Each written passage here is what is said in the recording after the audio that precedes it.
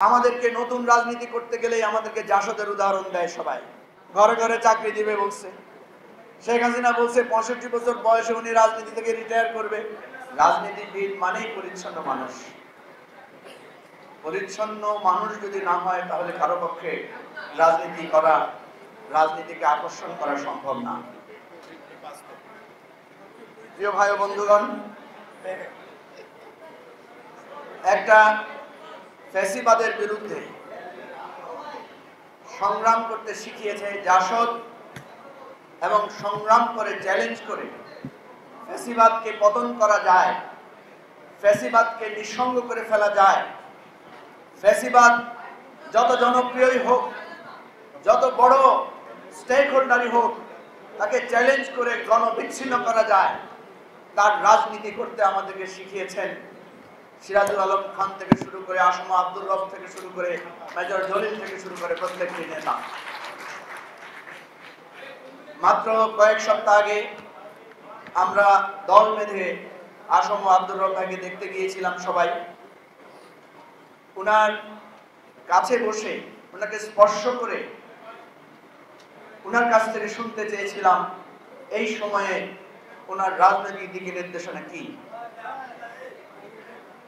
আমরা আবারও বলি, শৈশব থেকে শুনেছি রব ভাই সবসময় বলতেন 500 আসনের পার্লামেন্ট, দ্বিকক্ষ বিশিষ্ট পার্লামেন্ট, প্রাদেশিক সরকার ব্যবস্থা এবং প্রতিনিধিত্বমূলক সংসদ।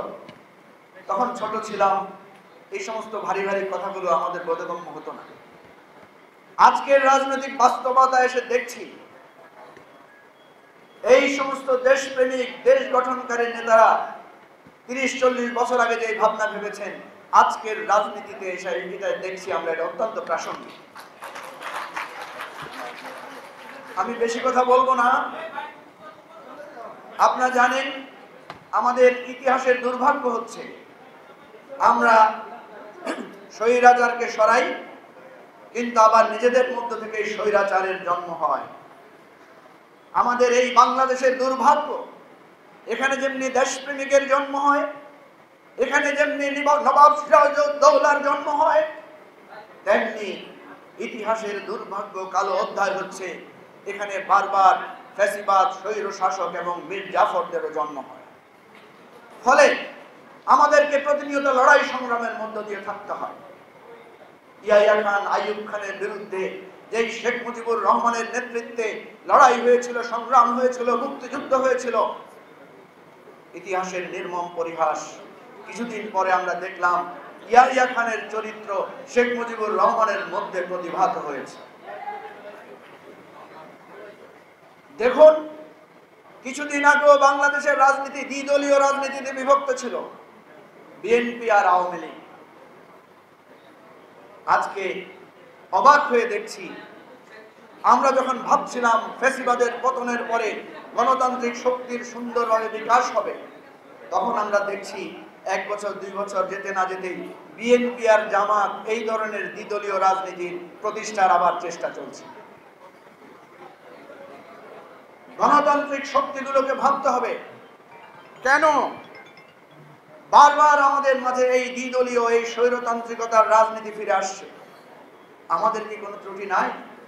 আমাদের কি কোনো ভুল নাই? আমাদেরকে নতুন রাজনীতি করতে গেলেই আমাদেরকে জাসদের উদাহরণ দেয় সবাই। আরে মিয়া, তোমরা কোত্থেকে আইছো? আসম রব, মেজর জলিল, মান্না, এত বড় বড় ফিগার, এরাই কোনো বিকল্প রাজনীতি হাজির করতে পারে নাই। তোমাদেরকে কয়জন লোক চিনে? কি বলেন, এটা বলে না আমাদেরকে?